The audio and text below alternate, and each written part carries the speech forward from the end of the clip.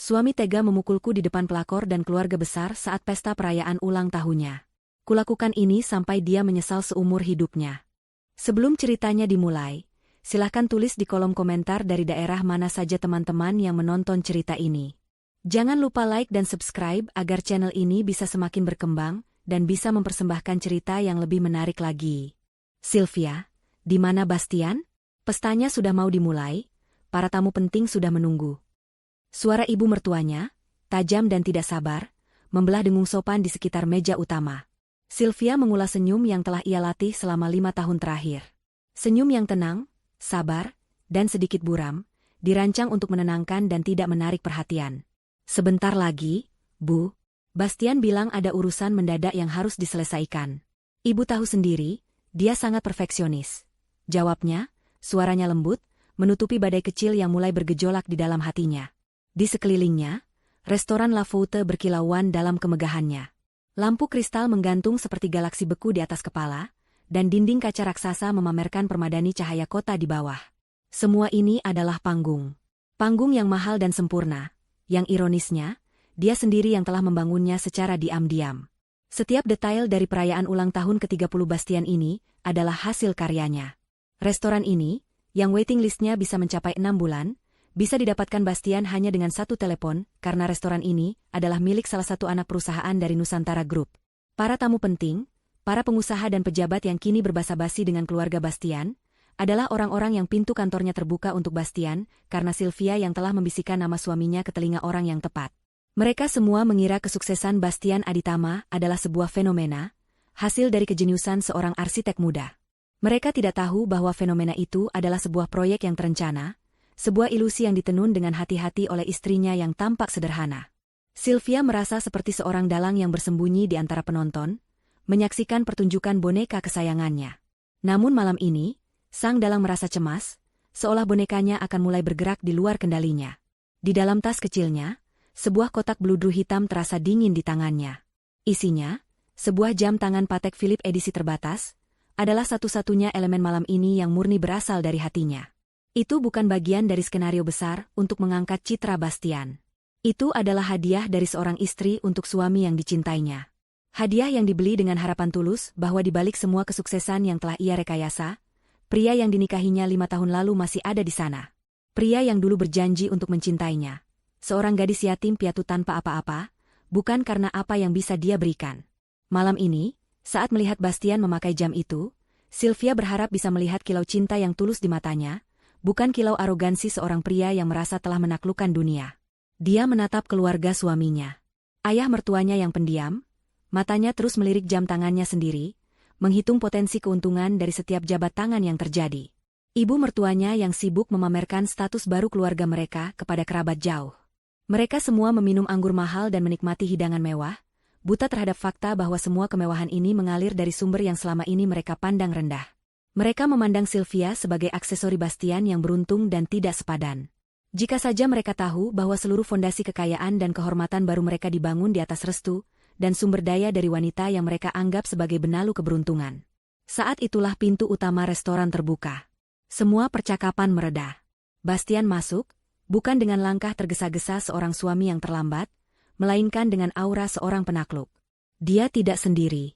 Di lengannya, seorang wanita bergaun merah menyala bergantung mesra, seperti piala yang dengan bangga ia pamerkan. Wanita itu, Hana, berjalan dengan dagu terangkat, matanya yang tajam memindai ruangan dengan superioritas, seolah-olah dialah sang ratu yang baru saja tiba di pesta penobatannya. Jantung Sylvia serasa diremas. Badai kecil di hatinya kini telah berubah menjadi topan yang memporak-porandakan segalanya. Ini adalah gerakan di luar skenario. Ini adalah pengkhianatan yang bahkan tidak pernah berani ia bayangkan.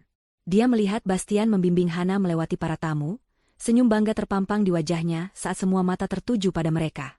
Dia tidak melihat ke arah Sylvia. Tatapannya hanya tertuju lurus ke depan, menuju kursi kehormatan, seolah hendak mendudukan ratu barunya di samping singgasananya. Kotak bludru di tangan Sylvia kini terasa seperti sebongkah es, membekukan hatinya hingga mati rasa. Pertunjukan malam ini ternyata memiliki babak kejutan. Dan Sylvia sadar, dia bukan lagi sang dalang. Dia adalah korban yang akan segera dipersembahkan di atas panggungnya sendiri. Keheningan yang pekat menyelimuti ruangan saat Bastian dan Hana berhenti di depan meja utama. Musik biola yang lembut berhenti, meninggalkan kekosongan yang memekakan telinga. Bastian berdeham, senyumnya tidak goyah sedikitpun. Ia tampak menikmati setiap detik dari drama yang ia ciptakan. Selamat malam, semuanya. Maaf membuat kalian menunggu. Terima kasih sudah datang di hari spesialku. Sapanya, suaranya memecah keheningan. Seperti yang kalian lihat, aku berada di puncak hidupku. Usia 30, karir yang mapan, dan masa depan yang cerah. Dia mengedarkan pandangannya, menatap wajah-wajah keluarganya yang tampak bingung namun terpukau. Dan di malam yang spesial ini, aku ingin berbagi kebahagiaan yang lebih besar lagi. Aku ingin kalian semua mengenal Hana. Dia menarik pinggang Hana lebih rapat, sebuah gestur kepemilikan yang vulgar. Hana bukan sekadar rekan bisnis. Dia adalah inspirasiku, semangat baruku. Dan aku ingin meminta restu dari ayah dan ibu, serta seluruh keluarga, untuk menjadikan Hana sebagai istri keduaku. Kami akan menikah siri dalam waktu dekat. Pernyataan itu jatuh seperti bom. Napas Sylvia tercekat di tenggorokan. Permintaan itu diucapkan dengan begitu enteng, seolah meminta izin untuk menambah koleksi mobil mewah, bukan untuk menghancurkan sebuah pernikahan dan hati seorang wanita. Dia menatap wajah-wajah di sekelilingnya, mencari setitik dukungan, setitik pembelaan. Namun yang ia temukan hanyalah kekakuan. Ayah mertuanya mengalihkan pandangan, sementara ibu mertuanya menatap Hana dengan tatapan menilai. Sylvia bisa melihat roda gigi berputar di kepala wanita tua itu, menimbang antara skandal dan keuntungan memiliki menantu kedua yang tampak glamor dan terhubung dengan baik. Kilau berlian di leher Hana, tampaknya memenangkan pertarungan itu. Tidak ada yang membelanya. Hana, yang merasa posisinya sudah aman, memutuskan untuk menegaskan dominasinya. Matanya yang tajam menatap Sylvia dari atas ke bawah, senyum sinis tersungging di bibirnya yang merah merona. Oh, jadi ini istrimu, Mas Bastian? Halo, Mbak Sylvia. Sapanya dengan nada manis yang dibuat-buat. Aku Hana. Maaf ya, penampilanku mungkin sedikit berlebihan. Tapi aku percaya, wanita harus bisa merepresentasikan kesuksesan pasangannya. Betul kan, Tante? Katanya, sambil melirik ibu mertua Sylvia. Ibu Bastian hanya tersenyum kaku, tapi tidak menyangkal. Hinaan itu begitu jelas, begitu tajam. Hana menyebut penampilan Sylvia tidak merepresentasikan kesuksesan Bastian. Itu adalah serangan langsung pada harga dirinya. Dan itu sudah cukup. Sylvia tidak akan lagi duduk diam dan menjadi korban. Dengan seluruh kekuatan yang tersisa, dia berdiri. Kakinya sedikit gemetar, tapi suaranya tidak. Bastian, panggilnya, namanya terdengar asing di lidahnya sendiri. Apa yang sedang kau lakukan? Bastian mengerutkan kening, kesal karena alur acaranya diganggu. Aku sedang berbagi kebahagiaan, Sylvia. Seharusnya kau ikut senang untukku. Senang? Sylvia tertawa, suara tawa yang kering dan penuh luka. Kau membawa seorang wanita asing ke pestamu, mengumumkan akan menikahinya di depanku, dan kau ingin aku senang? Di mana logikamu? Di mana hatimu? Di mana sumpah yang pernah kau ucapkan padaku? Jangan mulai dengan drama, Sylvia, geram Bastian, suaranya merendah. Ini adalah keputusanku. Kau sebagai istri seharusnya mendukung. Mendukung penghinaan ini? Mendukung kau menginjak-injak harga diriku? Balas Sylvia, nadanya meninggi. Emosi yang selama ini ia tekan kini meluap tak terkendali. Dia menoleh ke arah Hana. Dan kau? Apa kau tidak punya rasa malu sedikitpun? Merusak rumah tangga orang lain dan memamerkannya seolah itu adalah sebuah prestasi. Jaga mulutmu, bentak Hana. Kau saja yang tidak bisa menjaga suamimu. Wanita lemah sepertimu memang pantas ditinggalkan. Amarah Bastian mencapai puncaknya. Citra dirinya yang sempurna diusik oleh perlawanan istrinya. Kehormatan kekasih barunya diserang. Dia tidak bisa menerima ini. Dengan langkah cepat, dia maju mendekati Sylvia. Sudah kubilang, jangan buat keributan. Plah, sebuah tamparan yang begitu keras dan tanpa ampun mendarat di pipi Sylvia. Suara tamparan itu terdengar seperti letusan kecil di ruangan yang hening, membuat semua orang tersentak. Sylvia terhuyung dan jatuh ke lantai, penglihatannya kabur sesaat, telinganya berdenging. Rasa perih yang menyengat menjalar di pipinya, namun hatinya terasa lebih sakit, seolah baru saja ditusuk belati. Bastian berdiri di atasnya, dadanya naik turun, matanya menyala-nyala karena amarah. Jangan pernah kau permalukan aku. Jangan pernah kau hina Hana di depanku. Teriaknya, kata-katanya penuh kebencian. Kau itu hanya benalu dalam hidupku. Kau kira semua ini bisa kudapatkan tanpamu? Kau salah besar. Seharusnya kau sadar diri dan tahu posisimu. Sylvia terbaring di lantai yang dingin, gaunnya yang biru kini tampak kusam. Dia mengangkat kepalanya perlahan. Dia melihat semuanya dengan sangat jelas sekarang. Wajah suaminya yang bengis. Senyum kemenangan Hana yang keji. Wajah keluarganya yang membuang muka, memilih untuk berpihak pada kekuasaan dan uang. Tidak ada satupun tangan yang terulur untuk membantunya berdiri. Di momen itu, di tengah kehancurannya, Sylvia tidak menangis. Sesuatu yang hangat di dalam dirinya telah mati, digantikan oleh kekosongan yang dingin. Cinta dan pengabdiannya selama 5 tahun telah dibalas dengan tamparan dan penghinaan. Dia menatap Bastian, pria yang seluruh hidupnya ia bangun dari fondasi rahasia. Pria itu kini berdiri di puncak gedung ciptaannya dan meludahinya dari atas. Dia lupa. Bastian telah melupakan segalanya. Dari kedalaman hatinya yang beku, sebuah janji tanpa suara terucap.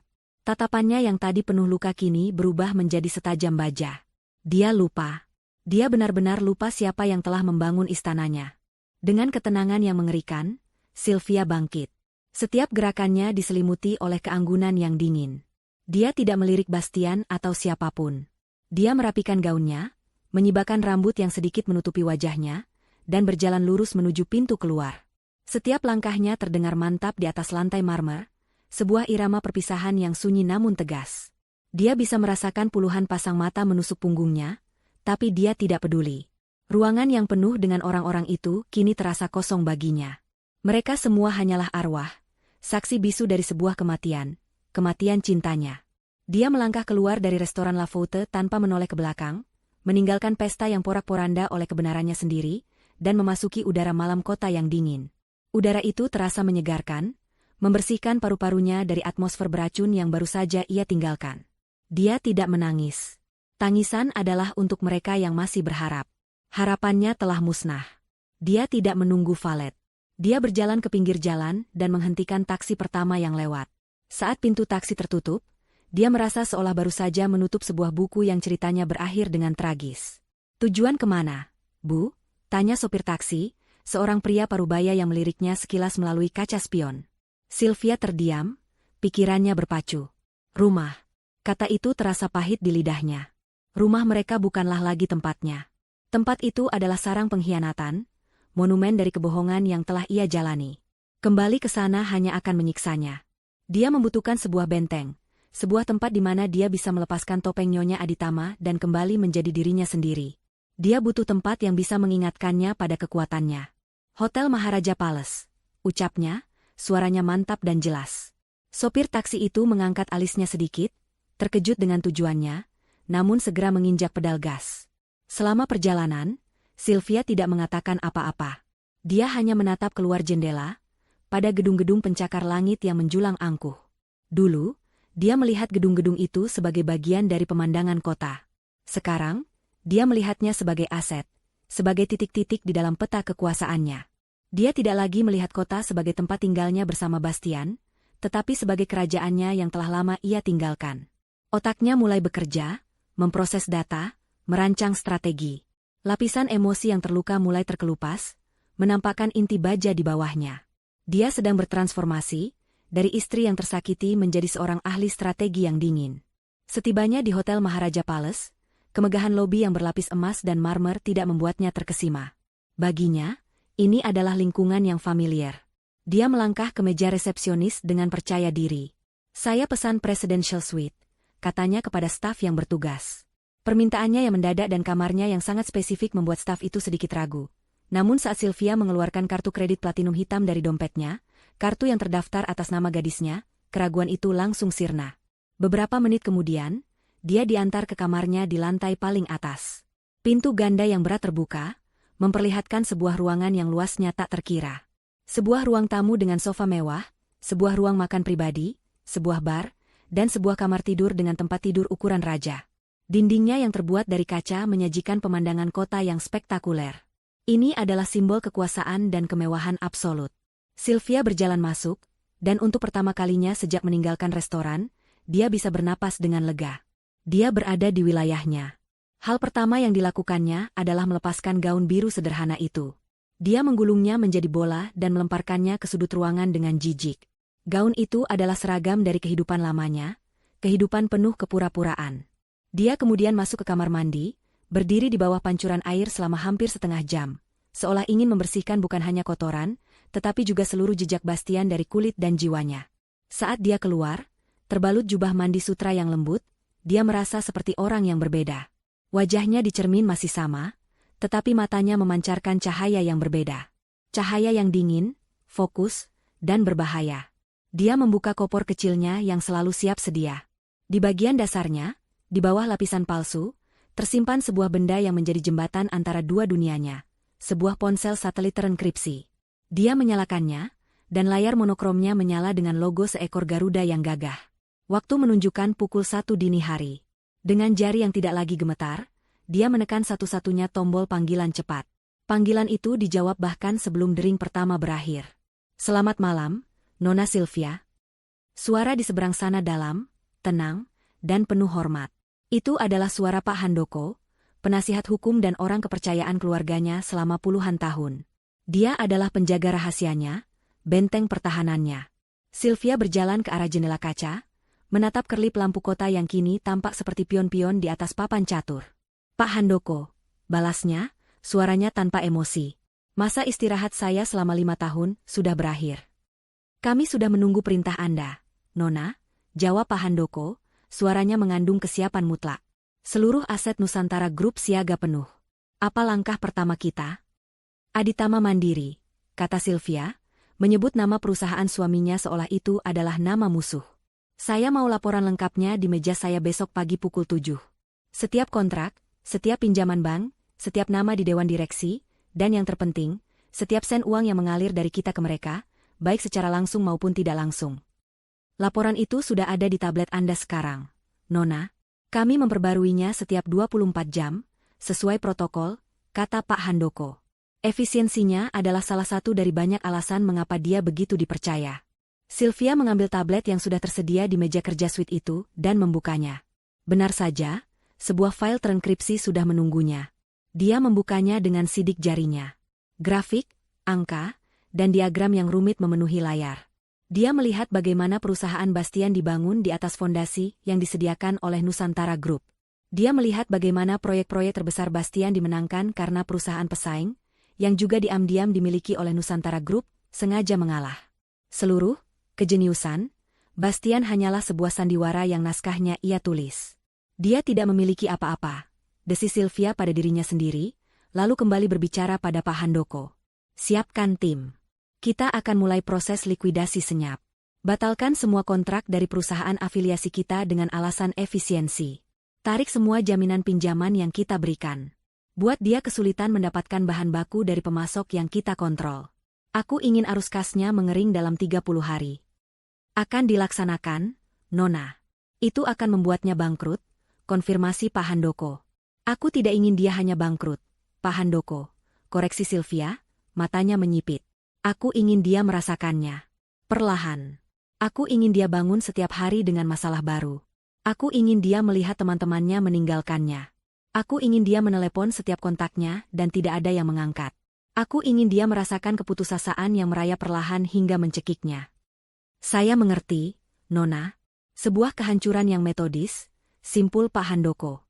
"Tepat," kata Sylvia. "Oh, dan satu lagi. Cari tahu semua tentang wanita bernama Hana. Latar belakangnya, keluarganya, hutang-hutangnya, ambisinya. Aku ingin tahu setiap kelemahannya." "Sudah dalam proses, Nona. Laporan awal akan siap bersamaan dengan sarapan Anda besok." "Kerja bagus, Pak Handoko. Terima kasih. Sebuah kehormatan bisa melayani Anda kembali, Nona Sylvia." Panggilan itu berakhir. Sylvia meletakkan ponselnya. Dia menatap bayangannya di kaca jendela. Wanita yang balas menatapnya bukan lagi istri yang lemah dan teraniaya. Itu adalah wajah seorang pewaris, seorang pemimpin, seorang ratu yang tahtanya telah coba direbut. Malam ini, Bastian telah menampar seorang istri, tetapi dia telah membangunkan seorang ratu. Dan sang ratu kini haus akan keadilan. Perang untuk merebut kembali semua yang menjadi miliknya, dan menghancurkan mereka yang mengkhianatinya, baru saja dimulai. Pagi datang membawa serta fajar baru, tidak hanya bagi kota yang mulai menggeliat di bawah sana, tetapi juga bagi Sylvia. Dia terbangun bukan karena alarm, melainkan karena cahaya matahari pertama yang menembus jendela raksasa Presidential Suite, menyepuh segala sesuatu di dalamnya dengan warna keemasan. Dia tidak tidur semalaman. Matanya menatap langit-langit, namun pikirannya menjelajahi labirin angka, strategi, dan kenangan pahit yang kini telah ia ubah menjadi bahan bakar. Kepedihan semalam telah mengkristal menjadi sebuah tujuan yang jernih. Tidak ada lagi air mata, yang tersisa hanyalah resolusi sedingin es. Dia bangkit dari tempat tidur, bukan dengan gerakan lesu seorang wanita yang patah hati, melainkan dengan energi terfokus seorang jenderal di pagi hari pertempuran. Pukul 6 pagi, seorang asisten pribadi dari hotel, yang telah diatur oleh Pak Handoko, datang mengantarkan serangkaian pakaian. Bukan lagi gaun-gaun sederhana yang biasa ia kenakan, melainkan setelan bisnis berwarna arang dari desainer ternama, blus sutra berwarna putih gading, dan sepasang sepatu hak tinggi yang tajam dan elegan. Transformasinya dimulai dari luar ke dalam. Saat dia menatap pantulan dirinya di cermin besar, wanita yang balas menatapnya adalah orang asing yang familiar. Sylvia, sang istri, telah tiada. Yang berdiri di sana adalah Nona Sylvia, pewaris tunggal Nusantara Group. Tepat pukul 8 pagi, sebuah sedan hitam anti peluru berhenti di lobi hotel. Pak Handoko sudah menunggu di samping pintu yang terbuka, membungkuk hormat saat Sylvia melangkah masuk. Pria berusia akhir 50-an itu, memiliki wajah yang tenang namun, tatapan matanya setajam elang. Dia telah mengabdi pada ayah Sylvia, dan kini kesetiaannya sepenuhnya tercurah pada sang putri tunggal. Selamat pagi, Nona Sylvia, sapanya. Perjalanan menuju Nusantara Tower sekitar 30 menit. Semua jajaran direksi sudah menunggu kehadiran Anda. Sylvia hanya mengangguk. Matanya menatap lurus ke depan. Di dalam mobil, tidak ada percakapan basa-basi. Pak Handoko menyerahkan sebuah tablet yang berisi ringkasan eksekutif dari semua hal yang perlu ia ketahui. Rapat Dewan Darurat, agenda strategis, dan tentu saja, laporan mendalam mengenai Aditama Mandiri dan Hana. Saat mobil memasuki kawasan bisnis utama, gedung-gedung pencakar langit yang menjulang seolah memberi hormat. Namun, tidak ada yang semegah Nusantara Tower. Gedung setinggi 100 lantai itu adalah jantung dari kerajaan bisnis keluarganya, sebuah monolit dari kaca dan baja yang melambangkan kekuasaan dan pengaruh. Selama 5 tahun, Sylvia hanya melewatinya, melihatnya sebagai bagian dari masa lalu yang ia tinggalkan demi cinta. Hari ini, dia kembali bukan sebagai pengunjung, tetapi sebagai penguasa. Mobil berhenti di lobi pribadi di lantai dasar. Saat pintu lift khusus terbuka langsung di lantai teratas, di mana ruang dewan berada, seluruh jajaran direksi, pria-pria parubaya yang namanya selalu muncul di majalah bisnis terkemuka, serentak berdiri dan menundukkan kepala. Keheningan yang penuh hormat menyelimuti ruangan. Mereka semua tahu siapa Sylvia. Mereka semua telah bersumpah setia pada ayahnya untuk melindungi sang pewaris, dan mereka telah menunggu hari ini tiba. Sylvia berjalan dengan langkah mantap menuju kursi utama di ujung meja rapat yang panjang, kursi yang telah kosong sejak ayahnya meninggal dunia. Dia duduk, dan baru setelah itu yang lainnya ikut duduk. Tanpa membuang waktu, dia memulai. Selamat pagi, bapak-bapak sekalian. Seperti yang kalian tahu, saya telah kembali untuk mengambil alih posisi saya sebagai pemimpin Nusantara Group. Masa berkabung dan transisi sudah selesai. Katanya, suaranya terdengar jelas dan berwibawa di seluruh ruangan. Agenda pertama kita hari ini adalah efisiensi aset. Pak Handoko, silakan tampilkan data mengenai perusahaan properti Aditama Mandiri. Pak Handoko mengangguk dan sebuah diagram rumit muncul di layar raksasa di dinding. Diagram itu menunjukkan jaring laba-laba yang kompleks, dengan Aditama Mandiri berada di tengahnya. Garis-garis merah tebal menghubungkan perusahaan itu ke berbagai anak perusahaan Nusantara Group. Seperti yang bisa kita lihat, jelas Pak Handoko, modal awal Aditama Mandiri sebesar 70% berasal dari Nusantara Ventura. 3 klien terbesarnya, yang menyumbang 80% dari total pendapatan mereka, adalah PT Cipta Graha, PT Bumi Lestari, dan PT Mega Konstruksi. Ketiga perusahaan tersebut adalah milik kita. Pemasok utama semen dan baja mereka juga merupakan bagian dari divisi manufaktur kita. Singkatnya, Nona, kita yang menciptakan perusahaan itu, dan kita yang membuatnya tetap hidup. Silah terdiam, membiarkan informasi itu meresap di benak para direktur. Dia ingin mereka memahami sepenuhnya situasi sebelum dia memberikan perintahnya.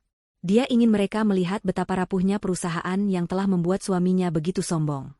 Bastian Aditama, lanjut Sylvia, menyebut nama itu dengan nada datar, seolah membahas entitas bisnis, bukan suaminya, percaya bahwa semua ini adalah hasil kerja kerasnya.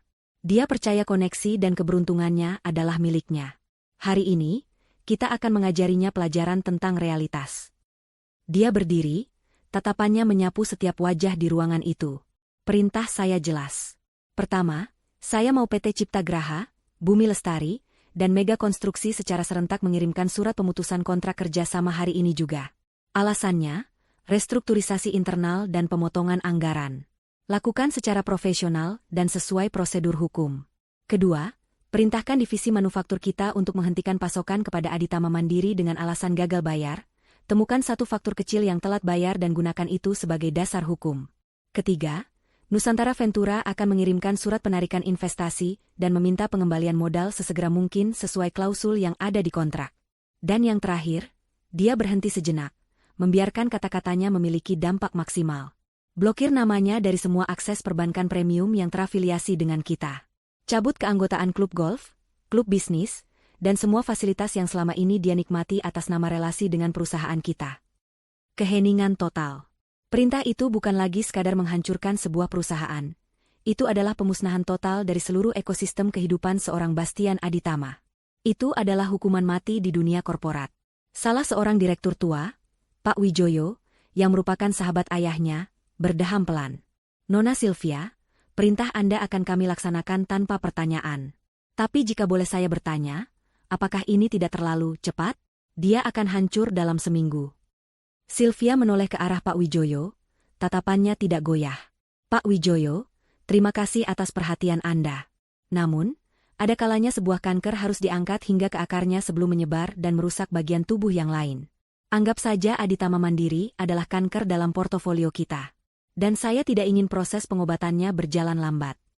Jawabannya yang tegas dan tanpa emosi membuat semua orang mengerti. Ini bukan lagi urusan pribadi, ini telah menjadi keputusan bisnis. Ratu mereka telah berbicara. Setelah rapat selesai, Sylvia tidak langsung pulang. Dia menghabiskan sisa harinya di kantor ayahnya yang telah lama tak terpakai. Ruangan itu besar, dengan jendela yang menghadap ke seluruh penjuru kota. Dia duduk di kursi kulit ayahnya, merasakan kembali beban dan kekuatan yang datang bersama posisi itu. Pak Handoko masuk dan meletakkan sebuah map tipis di atas mejanya. Laporan awal mengenai Nona Hana, sesuai permintaan Anda, katanya. Sylvia membukanya. Isinya adalah rangkuman singkat namun padat. Hana, seorang model yang karirnya meredup, terlilit hutang kartu kredit yang besar, dan memiliki sejarah panjang mendekati pria-pria kaya. Targetnya selalu sama, gaya hidup mewah dan status sosial. Dia adalah parasit yang mencari inang yang kuat. Saat ini, inangnya adalah Bastian. Dia tidak punya apa-apa selain penampilan dan ambisinya, gumam Sylvia. Parasit akan mati jika inangnya mati. Benar, Nona, sahut Pak Handoko. Tapi parasit yang putus asa bisa sangat merepotkan. Dia akan mencari inang baru secepat mungkin. Biarkan saja dia mencari, kata Sylvia, menutup map itu. Tatapannya kembali ke jendela, ke arah gedung kantor Aditama Mandiri yang dari kejauhan tampak kecil. Saat badai datang, tikus-tikus akan menjadi yang pertama meninggalkan kapal yang akan karam. Aku justru ingin melihat bagaimana dia akan bereaksi saat kemewahan di sekelilingnya mulai terkelupas satu persatu. Biarkan dia merasakan fondasinya retak perlahan. Buat dia percaya ini adalah kegagalan bisnis suaminya sendiri. Bastian Aditama terbangun dengan perasaan seorang pemenang. Sinar matahari menerobos masuk melalui celah tirai di apartemen mewah Hana, tempat dia menginap sejak malam perayaan ulang tahunnya. Dia tidak pulang ke rumahnya bersama Sylvia. Dia bahkan tidak mengirim pesan. Baginya, Sylvia adalah masa lalu, sebuah babak yang telah ia tutup dengan sebuah tamparan tegas. Di sampingnya, Hana tertidur pulas, wajahnya tampak damai. Bastian tersenyum. Inilah hidup yang pantas ia dapatkan. Seorang wanita cantik di sisinya, dan sebuah kerajaan bisnis di bawah kakinya. Dia merasa tak terkalahkan, seolah berada di puncak dunia. Dia meraih ponselnya, mengharapkan rentetan ucapan selamat ulang tahun yang masih masuk. Namun, yang ia temukan adalah beberapa pesan dari kepala proyeknya mengenai masalah kecil. Sebuah tender yang seharusnya sudah pasti mereka menangkan, tiba-tiba ditunda oleh klien tanpa alasan yang jelas. Dia mengabaikannya. Dalam bisnis besar, hal seperti itu biasa terjadi. Setelah mandi, dia mencoba menggunakan kartu kredit utamanya, American Express Black Card yang menjadi simbol statusnya, untuk memesan sarapan mewah melalui layanan kamar. Transaksi ditolak. Dia mengerutkan kening, merasa heran. Mungkin ada gangguan sistem. Dia mencoba kartu lain, sebuah Visa Infinite, dan transaksi itu berhasil. Sedikit rasa aneh menyelinap di hatinya, tapi segera ia tepis. Masalah teknis, pikirnya. Dia tidak tahu bahwa kartu kredit pertamanya ditolak karena penjamin utamanya, sebuah entitas dari Nusantara Group, telah menarik dukungannya subuh tadi. Retakan pertama telah muncul, sekecil rambut, namun sudah ada di sana. Hana bangun dan seperti biasa, langsung menuntut perhatian. Sayang, hari ini aku mau ke butik Chanel. Ada tas koleksi terbaru yang harus aku punya. Rengeknya manja sambil memeluk lengan Bastian. Tentu saja, sayang. Apapun untukmu, jawab Bastian dengan percaya diri, melupakan sejenak insiden kartu kredit tadi. Siang ini aku ada rapat penting, tapi setelah itu kita bisa langsung ke sana. Bastian tiba di kantornya, Aditama Mandiri, dengan langkah angkuh. Dia menyapa para stafnya dengan senyum puas. Namun, suasana kantor terasa sedikit berbeda. Sekretarisnya, Rini, menyambutnya dengan wajah cemas. Selamat pagi, Pak Bastian. Ada beberapa masalah mendesak. Ada apa, Rini? Jangan ganggu pagiku dengan hal-hal sepele, sahut Bastian sambil melonggarkan dasinya. Ini tidak sepele, Pak, kata Rini dengan suara gemetar. 3 klien terbesar kita, PT Cipta Graha, Bumi Lestari, dan Mega Konstruksi, baru saja mengirimkan surat pemutusan kontrak secara bersamaan. Suratnya datang melalui kurir 10 menit yang lalu. Dunia Bastian seolah berhenti berputar. Cipta Graha, Bumi Lestari, Mega Konstruksi, ketiga perusahaan itu adalah pilar utama perusahaannya. Kehilangan salah satunya saja sudah menjadi bencana. Apalagi ketiganya sekaligus di hari yang sama. Apa alasannya? Tanyanya, suaranya kini kehilangan nada arogansinya. Semuanya sama, Pak. Restrukturisasi internal perusahaan induk mereka. Mereka membatalkan semua proyek ekspansi untuk sementara waktu, jelas Rini sambil menyerahkan 3 pucuk surat resmi. Bastian membaca surat-surat itu dengan tangan yang mulai berkeringat. Ini tidak masuk akal. Ketiga perusahaan itu berasal dari grup konglomerat yang berbeda. Bagaimana mungkin mereka melakukan restrukturisasi di hari yang sama dengan alasan yang sama persis? Ini seperti sebuah gerakan yang terkoordinasi. Dia mencoba menghubungi CEO dari masing-masing perusahaan, orang-orang yang biasanya selalu menyambut panggilannya dengan hangat. Namun hari ini, panggilannya ditolak atau hanya dijawab oleh sekretaris dengan alasan, sedang rapat. Dinding-dinding tak kasat mata mulai dibangun di sekelilingnya. Belum selesai keterkejutannya, kepala bagian keuangannya masuk ke ruangannya tanpa mengetuk pintu, wajahnya pucat pasi. Pak, pemasok utama kita, Jaya Steel, menghentikan pengiriman baja untuk proyek apartemen kita di pusat kota. Mereka bilang kita ada tunggakan pembayaran. Tunggakan? Omong kosong. Kita selalu membayar tepat waktu, bentak Bastian. Ada satu faktur kecil dari 3 bulan lalu yang katanya telat bayar 2 hari, Pak. Dan mereka menggunakan itu sebagai alasan untuk membatalkan seluruh kontrak pasokan jangka panjang kita. Proyek kita bisa berhenti total. Bastian merasa pusing. Kepalanya berdenyut-denyut. Ini mimpi buruk. Dalam waktu kurang dari 1 jam, kerajaannya yang ia bangun dengan susah payah mulai runtuh. Dia mencoba berpikir jernih. Dia butuh dana segar untuk menutupi lubang yang tiba-tiba menganga ini. Dia butuh investor baru. Dia segera menghubungi beberapa bankir dan pemodal Ventura yang selama ini selalu mengejar-ngejarnya, menawarkan pinjaman dan investasi. Namun, jawabannya sama. Penolakan yang sopan namun tegas. Maaf, Pak Bastian, saat ini kami sedang menahan diri untuk investasi di sektor properti. Kami melihat ada sedikit ketidakstabilan dalam arus kas perusahaan Anda. Siang harinya, Bastian menyerah. Dia membatalkan semua jadwalnya dan memutuskan untuk menenangkan diri dengan memenuhi janji pada Hana. Dia harus menjaga citranya di depan kekasih barunya. Mereka pergi ke mall paling mewah di kota. Bastian berjalan memasuki butik Chanel dengan sisa-sisa kepercayaan dirinya, mencoba meyakinkan dirinya sendiri bahwa semua ini hanya badai kecil yang akan segera berlalu. Aku mau yang itu, kata Hana, menunjuk sebuah tas tangan berwarna putih gading yang harganya setara dengan sebuah mobil. Tentu, kata Bastian sambil tersenyum, lalu menyerahkan kartu Visa Infinite miliknya kepada Pramuniaga. Beberapa saat kemudian, Pramuniaga itu kembali dengan wajah menyesal. Mohon maaf, Pak, kartu ini juga ditolak. Limitnya tidak mencukupi.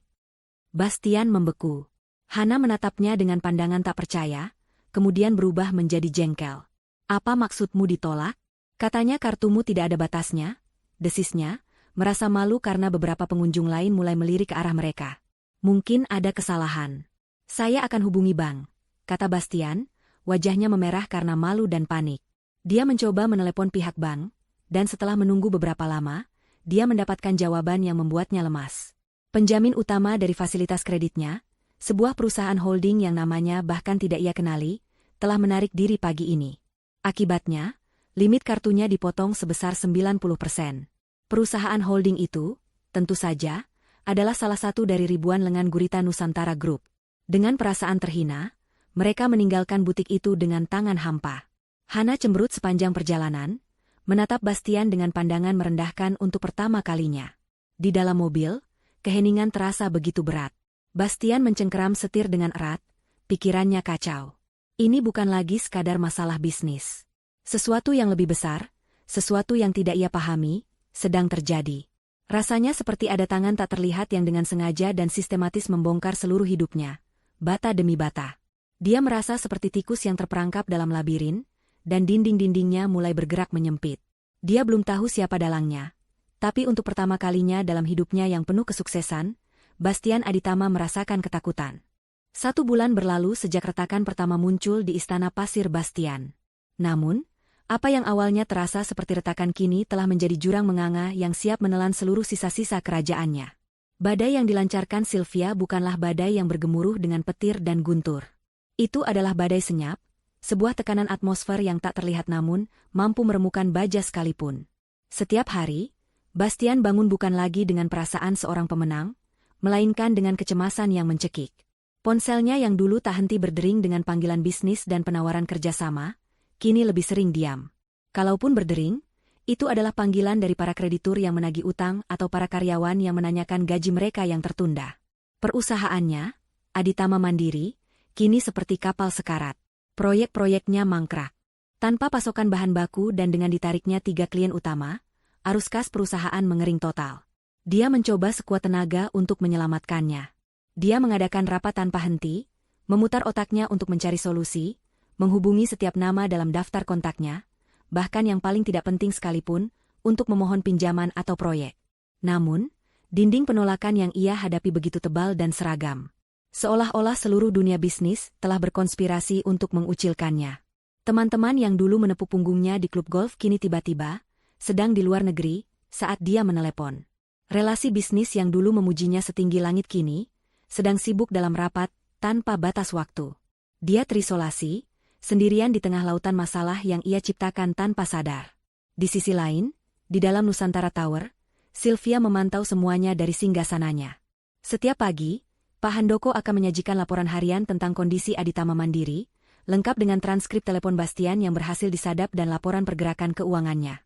Sylvia membacanya bukan dengan amarah atau kepuasan yang meluap-luap, melainkan dengan ketenangan seorang ahli bedah yang sedang mengamati jalannya operasi.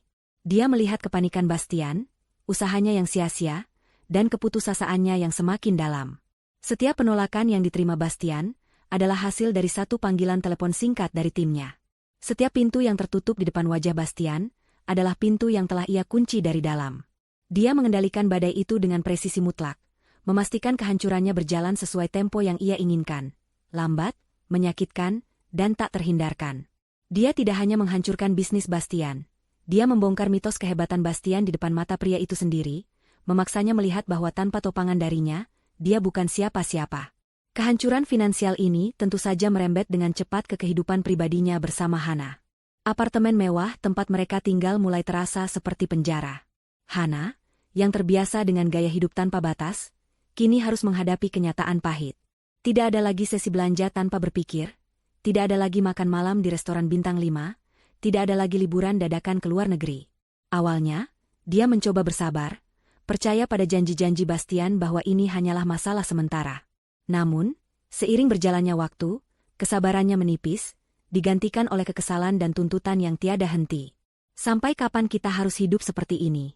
Bas, teman-temanku mengajak ke Bali minggu depan, dan aku harus menolak karena kita tidak punya uang. Ini memalukan, keluh Hana suatu malam, sambil melempar majalah mode ke meja. Sabar, sayang. Aku sedang berusaha, jawab Bastian dengan lelah. Dia baru saja pulang setelah seharian penuh menghadapi penolakan dan tatapan kasihan. Dia tidak butuh lagi omelan di rumah. Berusaha? Aku tidak melihat hasilnya, balas Hana dengan ketus. Mobil sportmu sudah kau jual. Jam tanganmu juga. Sebentar lagi apa? Kita akan makan nasi bungkus setiap hari? Ini bukan kehidupan yang kau janjikan padaku. Pertengkaran seperti ini menjadi menu sehari-hari mereka. Kemewahan yang dulu menjadi perekat hubungan mereka kini telah hilang, menampakkan fondasi hubungan mereka yang sebenarnya, sebuah transaksi bisnis. Hana telah menukar kecantikannya dengan gaya hidup, dan Bastian telah membayarnya dengan kesuksesan palsunya. Sekarang setelah pembayaran itu berhenti, transaksi itu menjadi batal. Hana yang dulu tampak manis dan penuh dukungan, kini menunjukkan sifat aslinya yang egois dan materialistis.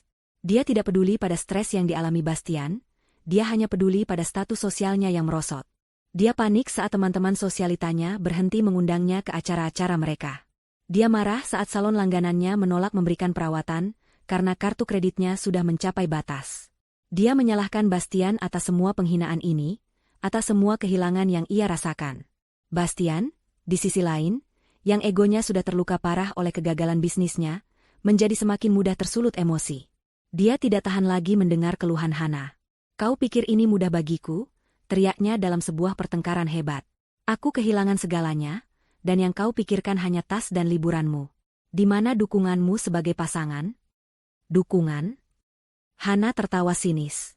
"Aku mendukung pria sukses, bukan pecundang. Kalau aku tahu kau akan jadi seperti ini, aku tidak akan pernah meninggalkan kenyamananku untukmu." Kata-kata itu menusuk Bastian lebih dalam dari penolakan bisnis manapun. Dia mulai menyadari bahwa cinta dan inspirasi yang sering diucapkan Hana hanyalah lip service selama uangnya masih mengalir. Frustrasi dan tertekan, sisi gelap Bastian yang dulu hanya pernah dilihat Sylvia, kini mulai muncul di hadapan Hana. Dia menjadi kasar, tidak hanya dalam ucapan, tetapi juga dalam tindakan. Dia pernah membanting piring ke dinding saat marah, membuat Hana ketakutan. Kehidupan mereka yang dulu seperti di negeri dongeng, kini telah berubah menjadi neraka domestik yang penuh dengan teriakan dan air mata. Puncak dari kejatuhan mereka datang dalam bentuk sebuah surat resmi yang diselipkan di bawah pintu apartemen mereka. Itu adalah surat pemberitahuan pengosongan. Uang sewa apartemen yang mahal itu ternyata belum dibayar selama 3 bulan. Bastian, dengan tangan gemetar, menelepon pemilik apartemen. Dia terkejut saat mengetahui bahwa apartemen itu tidak pernah disewa atas namanya. Selama ini, apartemen itu disewa oleh sebuah perusahaan konsultan bernama PT Cakrawala Investa. Bastian mencoba mencari tahu tentang perusahaan itu, dan menemukan kebenaran yang membuatnya lemas. PT Cakrawala Investa adalah perusahaan cangkang, sebuah entitas yang dibuat hanya untuk menyamarkan transaksi, dan pemilik sebenarnya adalah Nusantara Group. Kesadaran itu menghantamnya seperti sambaran petir. Bagaimana mungkin? Apa hubungannya Nusantara Group, konglomerat raksasa itu, dengan kehidupan pribadinya? Dia mulai berpikir kembali. 3 klien besarnya yang menghilang, pemasoknya, bank-bank yang menolaknya, semuanya adalah perusahaan besar yang kemungkinan memiliki hubungan bisnis dengan Nusantara Group. Dan sekarang, apartemen kekasihnya. Ini bukan lagi kebetulan. Ini adalah sebuah pola. Ini adalah serangan yang terencana. Tapi kenapa? Siapa di Nusantara Group yang begitu membencinya, hingga ingin menghancurkannya sampai ke akar-akarnya? Dia tidak punya musuh sekuat itu. Pikirannya buntu. Dia tidak bisa melihat benang merahnya. Dia tidak sadar bahwa benang merah itu selama ini tidur di ranjang yang sama dengannya selama 5 tahun, dalam wujud istrinya yang pendiam, Sylvia. Dipaksa keluar dari apartemen mewah mereka, adalah sebuah penghinaan terakhir yang bisa ditanggung oleh Hana. Mereka harus pindah ke sebuah apartemen kecil dengan 2 kamar di pinggiran kota, tempat yang sempit, panas, dan berisik. Dindingnya tipis, mereka bisa mendengar pertengkaran tetangga. Tidak ada lagi kolam renang pribadi, tidak ada lagi gym, tidak ada lagi layanan kamar. Bagi Hana, ini adalah neraka di bumi. Dia menatap tumpukan kotak berisi pakaian dan tas bermereknya yang kini memenuhi ruang tamu yang sempit, tampak begitu tidak pada tempatnya. Barang-barang mewah itu kini seperti artefak dari kehidupan lain yang telah direnggut darinya. Kesabarannya telah mencapai titik nol. Bastian, di sisi lain, tampak seperti orang yang kehilangan jiwa. Dia lebih banyak diam, duduk di sofa murah sambil menatap kosong ke dinding. Kebingungan atas serangan tak terlihat yang menimpanya telah menyedot seluruh energinya. Dalam keputusasaannya, dia melakukan sesuatu yang tidak pernah ia bayangkan akan ia lakukan. Dia mencoba menghubungi Sylvia. Dia tidak tahu di mana Sylvia tinggal, karena rumah mereka bersama juga telah disita oleh bank. Dia menelepon nomor lama Sylvia, berharap nomor itu masih aktif. Dia tidak menelepon untuk meminta maaf. Dia menelepon karena dia butuh bantuan. Egonya masih terlalu tinggi untuk mengakui kesalahannya, tapi keputusasiannya lebih besar lagi. Mungkin Sylvia, dengan sifat lembutnya, akan luluh dan mau membantunya, setidaknya memberinya sedikit uang untuk bertahan hidup. Namun, panggilannya tidak pernah tersambung. Nomor itu sudah tidak aktif. Dengan pilihan yang semakin menipis, dia menelan harga dirinya dan menelepon orang tuanya, menceritakan sebagian kecil dari masalahnya. Tentu saja, dia tidak menceritakan tentang Hana atau bagaimana dia telah mengusir Sylvia. Dia hanya mengatakan bisnisnya sedang mengalami kesulitan besar. Namun, orang tuanya, yang gaya hidupnya juga ikut terangkat karena kesuksesan Bastian, tidak bisa berbuat banyak. Mereka hanya bisa menawarkan dukungan moral dan sedikit uang yang tidak akan cukup bahkan untuk membayar sewa apartemen kumuh itu selama sebulan. Bastian merasa benar-benar sendirian. Di tengah situasi yang semakin memburuk inilah, Hana akhirnya menunjukkan wajah aslinya secara penuh. Dia sadar kapal ini benar-benar akan tenggelam, dan dia tidak punya niat untuk ikut karam bersamanya. Dia sudah muak. Dia tidak mau lagi hidup miskin. Selama beberapa hari, dia diam-diam menghubungi target barunya, seorang pengusaha tambang kaya raya yang sempat ia temui di sebuah pameran beberapa bulan lalu. Dia merencanakan pelariannya dengan hati-hati. Suatu sore, saat Bastian baru saja pulang setelah seharian gagal mencari pekerjaan, dia menemukan Hana sedang mengemasi barang-barangnya ke dalam beberapa koper besar. "Apa yang kau lakukan?" tanya Bastian, suaranya serak. Hana bahkan tidak menoleh. Dia terus melipat gaun-gaun mahalnya. "Aku pergi," jawabnya dingin. "Pergi? Pergi kemana? Kau akan meninggalkanku?" tanya Bastian dengan nada tidak percaya, meskipun di dalam hatinya dia sudah tahu jawabannya. Hana akhirnya berhenti dan berbalik menatapnya. Wajahnya tidak lagi menunjukkan cinta atau bahkan kekesalan. Yang ada hanyalah rasa jijik. "Tentu saja aku meninggalkanmu, Bastian. Apa yang kau harapkan? Aku akan menemanimu hidup di tempat kumuh ini selamanya? Menunggumu bangkit dari keterpurukan? Aku tidak punya waktu untuk itu." "Tapi kau bilang kau mencintaiku. Kau bilang kau adalah inspirasiku," seru Bastian, kata-katanya terdengar menyedihkan. Hana tertawa, tawa yang menusuk hati. "Oh, jangan naif, Bastian. Aku mencintai gaya hidup yang kau berikan. Aku terinspirasi oleh uangmu. Sekarang semua itu sudah hilang, jadi tentu saja perasaanku juga ikut hilang. Ini bisnis, bukan cinta. Dan investasiku padamu sudah gagal total." Dia berjalan ke arah Bastian, tatapannya dingin. "Dengar, aku sebenarnya kasihan padamu. Kau pikir kau hebat. Kau pikir kau menaklukkan dunia. Padahal kau hanya beruntung. Dan sekarang keberuntunganmu sudah habis." Dia mengeluarkan sebuah amplop dari tasnya dan melemparkannya ke dada Bastian. "Ini, sebagai hadiah perpisahan." Bastian membuka amplop itu dengan bingung. Isinya adalah salinan surat panggilan dari sebuah firma hukum ternama.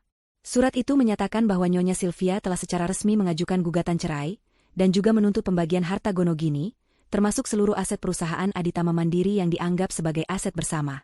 "Pengacaraku yang memberikannya padaku.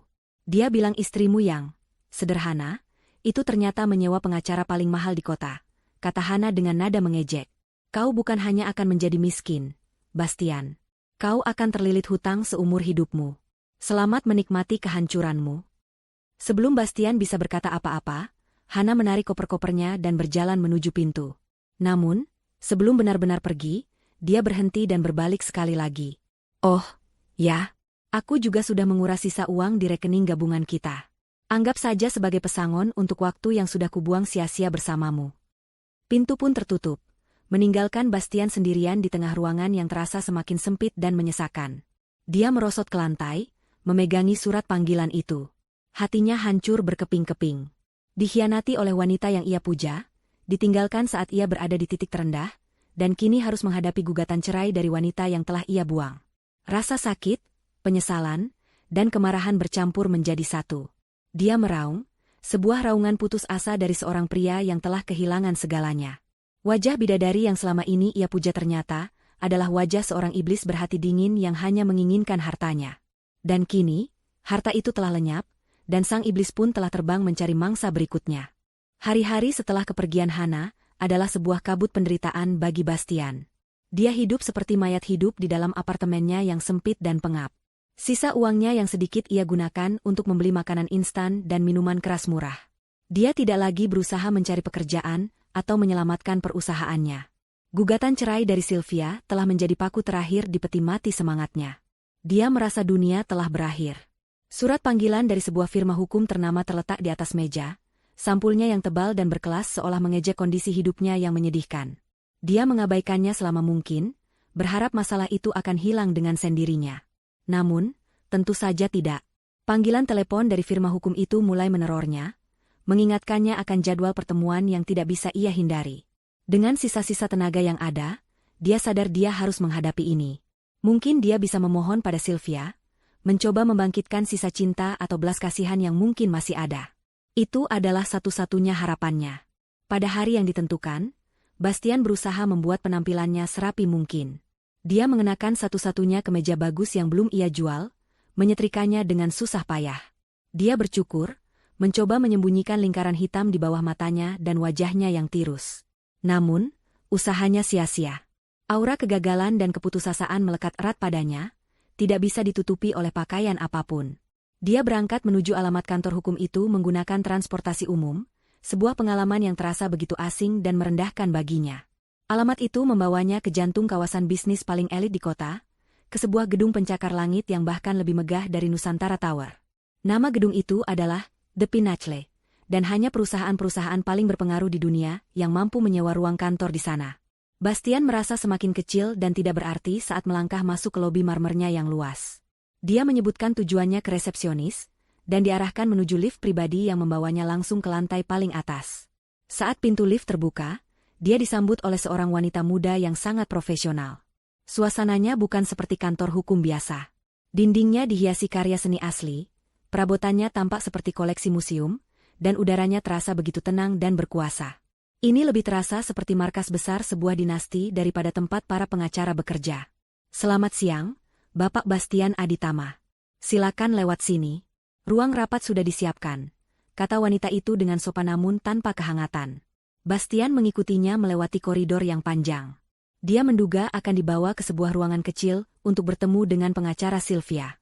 Namun, dia justru diantar ke sebuah pintu ganda yang terbuat dari kayu mahoni.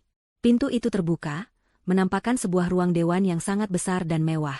Sebuah meja panjang dari kayu solid yang dipernis mengkilap mendominasi ruangan, dikelilingi oleh puluhan kursi kulit yang tampak mahal. Di salah satu ujung ruangan, sebuah dinding kaca raksasa menyajikan pemandangan kota yang menakjubkan. Bastian menelan ludah. Kenapa pertemuan gugatan cerai diadakan di tempat seperti ini? Ini terasa lebih seperti pengambil alihan perusahaan daripada mediasi perceraian. Silakan duduk, Pak Bastian. Nyonya Sylvia akan segera bergabung dengan Anda, kata asisten itu, menunjuk ke sebuah kursi di salah satu sisi meja. Bastian duduk dengan canggung, merasa seperti seorang terdakwa yang menunggu sidangnya dimulai. Di atas meja di hadapannya hanya ada segelas air putih dan sebuah map tipis. Keheningan di ruangan itu begitu pekat, seolah menyerap semua suaranya. Dia menunggu selama hampir 15 menit, setiap detiknya terasa seperti 1 jam. Kegugupannya semakin menjadi-jadi. Dia mulai berpikir ini adalah sebuah taktik intimidasi. Akhirnya, pintu di ujung ruangan terbuka. Bastian menegakkan tubuhnya, menyiapkan diri untuk melihat Sylvia. Namun, yang masuk bukanlah istrinya, melainkan sekelompok pria parubaya berjas mahal yang berjalan dengan aura kekuasaan yang tak terbantahkan. Bastian mengenali beberapa wajah mereka dari majalah bisnis. Mereka adalah para direktur dan komisaris dari Nusantara Group. Jantung Bastian mulai berdebar kencang. Apa yang dilakukan orang-orang ini di sini? Di belakang mereka, berjalan Pak Budi, pria yang selama ini hanya ia kenal sebagai paman jauh, Sylvia yang pendiam. Namun hari ini, pria itu tidak terlihat seperti paman dari desa. Dia mengenakan setelan yang sempurna, dan para direktur paling kuat di negeri itu tampak memberinya jalan dengan penuh hormat. Mereka semua mengambil posisi duduk di seberang Bastian. Menatapnya dengan ekspresi datar dan dingin, membuatnya merasa seperti spesimen di bawah mikroskop. Kebingungan Bastian mencapai puncaknya. Apa ini? Di mana Sylvia? Kenapa para petinggi Nusantara Group ini yang menemuinya? Saat itulah pintu utama yang tadi ia lewati kembali terbuka. Semua pria di meja itu serentak berdiri. Bastian ikut menoleh. Dan di sana, berdiri Sylvia. Namun, ini bukan Sylvia yang ia kenal. Ini bukan istri sederhana bergaun biru yang ia tampar sebulan lalu. Wanita yang berdiri di ambang pintu itu adalah seorang ratu. Dia mengenakan setelan bisnis berwarna putih gading yang memancarkan kekuatan, rambutnya disanggul dengan rapi, dan riasannya tipis namun tegas. Matanya yang dulu lembut kini setajam elang, menatap lurus ke arah Bastian tanpa sedikit pun keraguan. Dia melangkah masuk ke dalam ruangan, sepatu hak tingginya berketuk di lantai marmer, setiap langkahnya penuh dengan otoritas. Dia tidak duduk di samping para direktur. Dia berjalan ke ujung meja, ke kursi utama yang paling besar, kursi sang pemimpin. Para direktur, termasuk Pak Budi, baru duduk setelah Sylvia duduk. Bastian masih terpaku di kursinya, mulutnya sedikit terbuka. Dia tidak bisa memproses apa yang sedang terjadi. Wanita yang selama 5 tahun ini memasak untuknya, mencuci pakaiannya, dan hidup dalam bayang-bayangnya, kini duduk di singgasana kekuasaan, dikelilingi oleh orang-orang paling berpengaruh di negeri ini. Sylvia menatap Bastian, tatapan mereka bertemu di seberang meja panjang itu. Tidak ada kemarahan di matanya. Tidak ada kesedihan. Yang ada hanyalah ketenangan dingin yang jauh lebih menakutkan daripada amarah manapun. "Selamat datang di kantor pusat saya, Bastian," kata Sylvia, suaranya yang tenang menggema di ruangan yang sunyi. "Maaf membuatmu menunggu. Ada beberapa urusan mendesak mengenai akuisisi perusahaan di Eropa yang harus kuselesaikan." Bastian tidak bisa berkata-kata. "Kantor pusatmu?" Hanya itu yang berhasil keluar dari mulutnya, suaranya terdengar seperti bisikan. Tepat saat itu, pintu di ujung ruangan kembali terbuka. 2 orang staf masuk, mengantar kedua orang tua Bastian. Wajah mereka tampak bingung dan sedikit ketakutan. Mereka diundang ke sana dengan dalih akan bertemu dengan Sylvia, untuk membahas penyelesaian perceraian putra mereka secara kekeluargaan. Mereka tidak menyangka akan masuk ke dalam sebuah arena penghakiman. Mereka diantar ke kursi di samping Bastian, tampak semakin kecil di bawah kemegahan ruangan itu. Sylvia menatap mertuanya sejenak, lalu kembali fokus pada Bastian. "Ya, Bastian. Kantor pusatku. Atau lebih tepatnya, kantor pusat Nusantara Group, perusahaan warisan keluarga saya," jelasnya dengan nada datar. "Saya kira sudah saatnya kita berhenti bermain pura-pura. Mari kita mulai audit atas investasi yang sudah keluarga saya berikan kepadamu selama 5 tahun terakhir." Kata-kata Sylvia menggantung di udara seperti vonis yang telah dijatuhkan. Bastian menatapnya dengan tatapan kosong, otaknya berusaha keras mencerna informasi yang mustahil itu. Nusantara Group? Warisan keluarga Sylvia? Istrinya yang ia anggap sebagai gadis yatim piatu yang beruntung, ternyata adalah pewaris tahta salah satu konglomerat terbesar di Asia? Semua ini terasa seperti lelucon yang kejam, sebuah mimpi buruk yang tidak masuk akal. Di sampingnya, kedua orang tuanya terperangah, mulut mereka ternganga. Wajah Ibu Bastian yang biasanya angkuh kini pucat pasi seperti kertas. "Saya tidak mengerti," bisik Bastian, menggelengkan kepalanya pelan. "Ini tidak mungkin. Kau berbohong." Sylvia tersenyum tipis, sebuah senyuman tanpa humor. "Apakah aku terlihat seperti sedang berbohong, Bastian?" tanyanya tenang. Dia kemudian memberi isyarat kepada Pak Budi.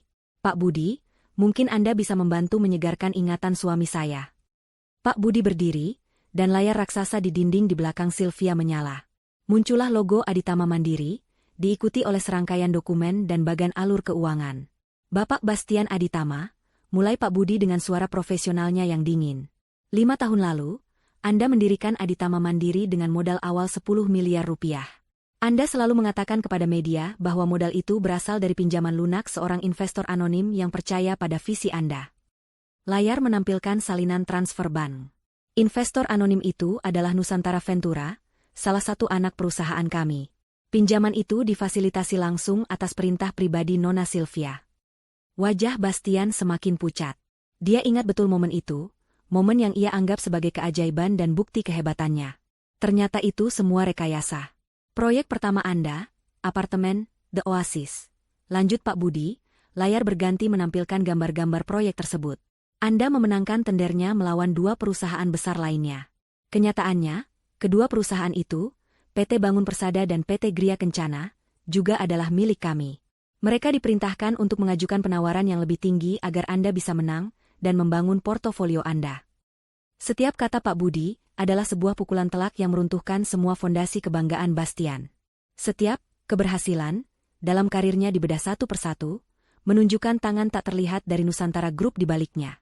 Klien-klien besar, izin bangunan yang selalu mulus, liputan media yang positif, semuanya adalah bagian dari skenario besar yang ditulis oleh Sylvia. Bastian bukan seorang jenius bisnis. Dia hanyalah seorang aktor utama dalam sebuah pertunjukan yang sangat mahal, dan dia bahkan tidak menyadari perannya. Semua kesuksesanmu, Sylvia akhirnya angkat bicara, suaranya memotong penjelasan Pak Budi. Setiap tepuk tangan yang kau terima, setiap artikel di majalah yang memujimu, setiap sen keuntungan yang kau nikmati, semuanya berasal dariku, Bastian. Aku memberimu sebuah dunia, sebuah kerajaan, karena aku mencintaimu. Aku ingin kau merasa hebat, merasa berhasil. Aku naif, kukira dengan memberimu semua itu, kau akan menjadi pria yang lebih baik, suami yang lebih setia. Ternyata aku salah. Kekuasaan yang kuberikan justru membuatmu menjadi monster yang arogan. Dia berhenti, menatap lurus ke mata Bastian yang kini dipenuhi kengerian. Kau tahu apa kesalahan terbesarmu? Kau mulai percaya pada kebohongan itu. Kau mulai percaya bahwa kau adalah raja. Dan kau lupa pada wanita yang membangunkan tahta untukmu. Sylvia memberi isyarat lagi. Layar raksasa itu kini menampilkan sebuah video. Video dari kamera CCTV di restoran La Faute malam itu. Seluruh ruangan dipaksa untuk menonton kembali adegan penghinaan itu dalam kualitas definisi tinggi. Mereka melihat Bastian masuk menggandeng Hana. Mereka mendengar setiap kata hinaan dari mulut Hana. Dan puncaknya, mereka melihat dengan sangat jelas gerakan tangan Bastian yang menampar pipi Sylvia, diikuti oleh tubuh Sylvia yang jatuh ke lantai. Suara tamparan itu terdengar begitu keras di ruangan yang senyap, membuat ibu Bastian tersentak dan menangis tertahan. Itu. Suara Bastian tercekat. Aku bisa jelaskan? Tidak ada yang perlu dijelaskan, potong Sylvia dengan dingin. Rekaman ini sudah menjelaskan segalanya. Ini adalah bukti watakmu yang sebenarnya. Ini adalah harga dari cintaku. Dia mematikan video itu dan kembali menatap Bastian. Ayah Bastian kini menunduk dalam, wajahnya memerah karena malu yang luar biasa pada kelakuan putranya. Selama 5 tahun aku hidup dalam kebohongan untukmu, lanjut Sylvia. Aku berpura-pura menjadi wanita biasa agar kau mencintaiku apa adanya, bukan karena hartaku. Tapi ternyata, yang kau cintai bukanlah aku. Yang kau cintai adalah kesuksesan dan status yang datang bersamaku, yang ironisnya tidak pernah kau sadari berasal dariku. Kau menukar berlian dengan kerikil jalanan, Bastian. Dia mengambil 2 tumpuk dokumen tebal yang ada di depannya dan mendorongnya ke tengah meja, ke arah Bastian. Sekarang, mari kita bicara bisnis. Dokumen pertama, katanya, menunjuk tumpukan di sebelah kiri, adalah surat gugatan cerai resmi. Aku tidak akan mempersulitnya. Aku hanya ingin namaku bersih dari namamu secepat mungkin.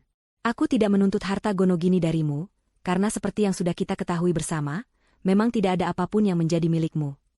Dokumen kedua, lanjutnya, menunjuk tumpukan di sebelah kanan dengan senyum tipis yang mengerikan. Ini jauh lebih menarik. Ini adalah tagihan. Rincian dari setiap rupiah yang telah Nusantara Group investasikan padamu, baik secara langsung maupun tidak langsung, ditambah bunga. Ini adalah tagihan untuk seluruh ilusi kehebatan yang telah kau nikmati selama 5 tahun. Anggap saja sebagai biaya sewa untuk kehidupan impianmu. Bastian membuka dokumen kedua itu dengan tangan gemetar. Matanya membelalak saat melihat angka di halaman terakhir. Jumlahnya begitu fantastis, angka yang bahkan tidak bisa ia bayangkan. Dia tidak akan bisa melunasinya bahkan jika dia hidup selama 1000 tahun. Itu tidak adil, teriaknya, akhirnya menemukan suaranya kembali, suara yang penuh keputusasaan. Kau menjebakku. Aku tidak menjebakmu, Bastian, balas Sylvia tenang. Aku memberimu kesempatan. Kau yang menyia-nyiakannya. Kau yang memilih untuk berkhianat. Kau yang melayangkan tanganmu padaku. Bastian jatuh dari kursinya, berlutut di lantai marmer yang dingin. Dia merangkak ke arah ujung meja, ke arah Sylvia. Air mata mengalir di wajahnya. Sylvia, maafkan aku. Aku salah. Aku mohon, beri aku 1 kesempatan lagi. Aku akan ceraikan Hana, aku akan melakukan apapun. Kita bisa mulai lagi dari awal. Isaknya, pemandangan yang begitu menyedihkan. Sylvia menatapnya yang berlutut di bawah sana. Tidak ada sedikit pun belas kasihan di matanya. Dia berdiri dari kursinya, menatap rendah pada pria yang kini hancur di kakinya. Namaku Sylvia, katanya dengan penekanan dingin. Dan kesempatanmu sudah habis saat tanganmu menyentuh wajahku malam itu.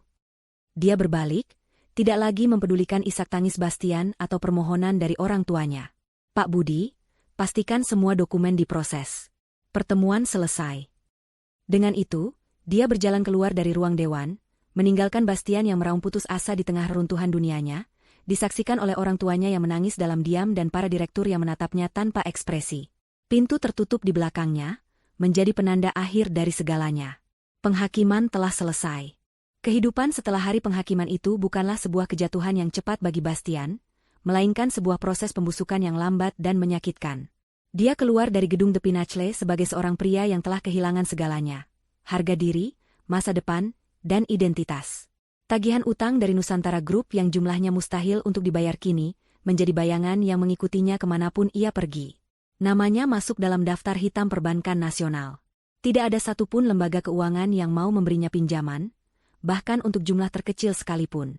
Perusahaan Aditama Mandiri secara resmi dinyatakan bangkrut, aset-asetnya yang tersisa disita untuk membayar sebagian kecil dari utangnya yang menggunung. Berita kejatuhannya menyebar seperti api di kalangan elit bisnis, namun tidak ada yang bersimpati. Mereka yang dulu menjilatnya kini mencemoohnya sebagai penipu yang nasibnya sudah setimpal. Dia terpaksa meninggalkan apartemen kumuhnya, karena tidak lagi mampu membayar sewa. Dengan sisa uang dari orang tuanya, yang juga harus menjual rumah mereka di kota dan pindah kembali ke desa dalam aib, Bastian menyewa sebuah kamar kos sempit di daerah padat penduduk. Kamar itu pengap, dengan dinding yang catnya mengelupas dan bau lembab yang menusuk hidung. Jendelanya menghadap langsung ke tembok bangunan lain. Setiap malam, dia terbaring di atas kasur tipis, menatap langit-langit yang kotor, dihantui oleh wajah dingin Sylvia di ruang dewan dan tawa sinis Hana saat meninggalkannya. Penyesalan menggerogotinya seperti asam, membakar sisa-sisa jiwanya. Dia menyesali arogansinya, pengkhianatannya, dan tamparan itu. Oh, tamparan itu. Setiap kali dia memejamkan mata, dia bisa merasakan kembali sensasi tangannya mengenai pipi Sylvia, sebuah tindakan sepersekian detik yang menghancurkan seluruh hidupnya. Putus asa mencari uang untuk makan, pria yang dulu adalah CEO terkemuka kini harus mencari pekerjaan apapun yang bisa ia dapatkan. Namun, reputasinya yang hancur membuatnya sulit mendapatkan pekerjaan kantoran. Tidak ada yang mau mempekerjakan seorang penipu yang bangkrut. Dia terpaksa mengambil pekerjaan kasar. Dia pernah menjadi kuli bangunan di sebuah proyek konstruksi, mengangkat semen di bawah terik matahari, merasakan otot-ototnya yang tidak terbiasa bekerja keras menjerit kesakitan. Para pekerja lain, yang mengenali wajahnya dari berita, seringkali menyindirnya. Lihat si bos besar, sekarang angkat bata juga, cibir mereka. Dia hanya bisa menunduk, menelan hinaan itu bersama debu dan keringat. Dia tidak bertahan lama. Fisiknya tidak kuat. Setelah itu, dia bekerja sebagai petugas kebersihan di sebuah mal, mengenakan seragam biru yang kebesaran. Dia mengepel lantai yang kotor, membersihkan toilet, dan mengosongkan tempat sampah. Setiap hari adalah sebuah parade penghinaan. Dia sering melihat pasangan-pasangan muda yang bahagia, para eksekutif yang sibuk, dan wanita-wanita kaya yang menenteng tas belanja. Semua itu adalah pengingat akan kehidupan yang pernah ia miliki dan ia sia-siakan. Suatu hari, saat sedang membersihkan tumpahan minuman di dekat sebuah kafe, sebuah mobil mewah berhenti di lobi mal. Dari dalamnya keluar seorang pria dan wanita yang tampak serasi. Wanita itu adalah Sylvia. Bastian cepat-cepat memalingkan wajah, menyembunyikan dirinya di balik tiang, jantungnya berdebar kencang. Sylvia tidak melihatnya. Dia berjalan melewatinya tanpa menoleh, tertawa ringan bersama pria di sampingnya. Bagi Sylvia, Bastian kini bahkan tidak terlihat, seperti debu di lantai yang akan segera ia bersihkan. Sementara itu, Karma juga sedang bekerja keras menagih hutangnya pada Hana. Setelah meninggalkan Bastian, Hana percaya dia bisa dengan mudah mendapatkan mangsa baru. Dia menggunakan sisa uang yang ia curi dari Bastian untuk mempertahankan gaya hidupnya, terus mengunjungi tempat-tempat mahal, berharap bisa memikat target berikutnya, seorang pengusaha tambang bernama Pak Hartono. Dia berhasil mendapatkan perhatian pria itu, merayunya dengan pesona dan cerita sedih palsu tentang bagaimana dia terjebak dengan mantan suami yang kasar. Namun, Hana salah perhitungan. Dia tidak tahu bahwa istri Pak Hartono, Ibu Ratih, bukanlah wanita rumahan yang naif. Ibu Ratih adalah seorang sosialita cerdas dengan jaringan yang luas, dan dia sudah mendengar desas-desus tentang siapa Hana sebenarnya. Alih-alih melabrak Hana, Ibu Ratih memasang jebakan yang elegan. Dia mengundang Hana ke sebuah acara lelang amal besar yang diselenggarakannya, sebuah acara yang dihadiri oleh seluruh kaum jet set kota. Hana datang dengan gaun terbaiknya, merasa inilah malam penobatannya sebagai kekasih baru Hartono. Di tengah acara, saat semua perhatian tertuju ke panggung, Ibu Ratih naik ke atas panggung untuk memberikan kata sambutan. Di akhir sambutannya, dia berkata, "Dan malam ini, saya ingin memberikan penghargaan khusus kepada seorang wanita yang telah mengajarkan kita semua tentang kegigihan." Layar besar di belakangnya tiba-tiba menyala, menampilkan serangkaian rekaman. Rekaman pertama adalah CCTV dari sebuah restoran, menunjukkan Hana sedang merayu Pak Hartono, membisikkan kata-kata mesra. Rekaman kedua, yang lebih mengejutkan, adalah rekaman suara percakapan telepon Hana dengan temannya, di mana dia tertawa sambil berkata, "Si tua bangka itu sudah masuk perangkap. Sebentar lagi istrinya yang keriput itu akan kutendang keluar." Seluruh hadirin terkesiap. Wajah Hana pucat pasi. Dia mencoba melarikan diri, tetapi semua mata sudah tertuju padanya. Puncaknya, layar menampilkan video viral dari malam ulang tahun Bastian, saat Hana dengan angkuh menghina Sylvia. Wanita ini, kata Ibu Ratih dengan suara tenang namun mematikan, adalah contoh dari apa yang terjadi jika ambisi tidak diimbangi dengan harga diri. Mari kita beri dia tepuk tangan. Tidak ada yang bertepuk tangan. Yang ada hanyalah keheningan yang menghakimi, diikuti oleh bisik-bisik dan tawa cemoohan. Petugas keamanan kemudian dengan sopan namun tegas mengantar Hana keluar dari ruangan, melewati barisan tatapan yang penuh dengan rasa jijik. Malam itu adalah akhir dari segalanya bagi Hana. Videonya menjadi viral, membuatnya menjadi paria sosial. Tidak ada lagi pria kaya yang berani mendekatinya. Ditolak oleh lingkungan yang sangat ingin ia masuki, dan dengan uang yang semakin menipis, dia terpaksa menjual tas dan perhiasannya satu persatu untuk bertahan hidup. Namun, itu tidak cukup. Dia akhirnya harus mencari pekerjaan. Tanpa keahlian selain penampilan, satu-satunya pekerjaan yang bisa ia dapatkan adalah sebagai SPG di sebuah pusat perbelanjaan kelas menengah, mempromosikan produk kosmetik yang tidak terkenal. Setiap hari dia harus berdiri selama 8 jam dengan sepatu hak tinggi, memaksakan senyum pada orang-orang asing, banyak di antaranya yang mengenalinya dari video viral dan menatapnya dengan senyum mengejek. Suatu sore, saat kakinya terasa mau patah, dia melihat Bastian dari kejauhan, mengenakan seragam petugas kebersihan, sedang mendorong troli sampah. Mata mereka bertemu sesaat dari kejauhan. Tidak ada kata-kata. Hanya ada pemahaman diam-diam yang menyakitkan. Mereka berdua adalah bangkai kapal dari badai yang sama, terdampar di pulau kemiskinan dan penyesalan. 1 tahun telah berlalu sejak malam penghakiman di ruang Dewan Nusantara Group. Bagi Sylvia, 1 tahun itu adalah periode penyembuhan, pertumbuhan, dan penegasan kembali jati dirinya. Dia memimpin Nusantara Group dengan tangan yang mantap dan visi yang cemerlang. Berbeda dengan cara ayahnya yang konservatif, Sylvia membawa inovasi dan sentuhan kemanusiaan ke dalam kerajaan bisnisnya. Dia meluncurkan program-program ramah lingkungan, mendirikan yayasan beasiswa untuk anak-anak tidak mampu, dan menerapkan kebijakan kesejahteraan karyawan yang membuatnya dinobatkan sebagai CEO terbaik tahun ini oleh beberapa majalah bisnis internasional. Dia tidak hanya dihormati karena kekuasaannya, tetapi juga dicintai karena kebaikannya. Dia telah membuktikan bahwa kekuatan sejati tidak terletak pada kemampuan untuk menghancurkan, tetapi pada kemampuan untuk membangun. Kehidupan pribadinya juga menemukan keseimbangan baru. Luka dari pengkhianatan Bastian telah mengering, meninggalkan bekas luka tipis yang menjadi pengingat akan kekuatan yang ia temukan dalam dirinya. Dia tidak lagi menutup diri. Dia mulai membuka hatinya untuk kemungkinan-kemungkinan baru, meskipun dengan lebih hati-hati. Pria yang sesekali menemaninya ke acara-acara resmi adalah teman lamanya, seorang arsitek lingkungan yang cerdas dan tulus bernama Adrian. Hubungan mereka berjalan perlahan, dibangun di atas dasar saling menghormati dan kesamaan visi, bukan di atas ilusi dan kebohongan. Namun, kebahagiaan terbesarnya bukanlah datang dari seorang pria, melainkan dari kedamaian yang ia temukan dalam dirinya sendiri. Dia bahagia dengan dirinya, dengan pekerjaannya, dengan hidupnya. Dia utuh. Suatu sore yang cerah, Sylvia meresmikan proyek filantropi terbarunya. Sebuah panti asuhan modern dan nyaman yang dibangun di pinggir kota, lengkap dengan perpustakaan dan taman bermain. Dikelilingi oleh tawa riang anak-anak, wajah Sylvia memancarkan kebahagiaan yang tulus. Para wartawan mengerumuninya, mengambil foto dan mengajukan pertanyaan. "Nona Sylvia, Anda telah mencapai begitu banyak hal dalam setahun terakhir. Apa yang menjadi motivasi terbesar Anda?" tanya seorang wartawan muda.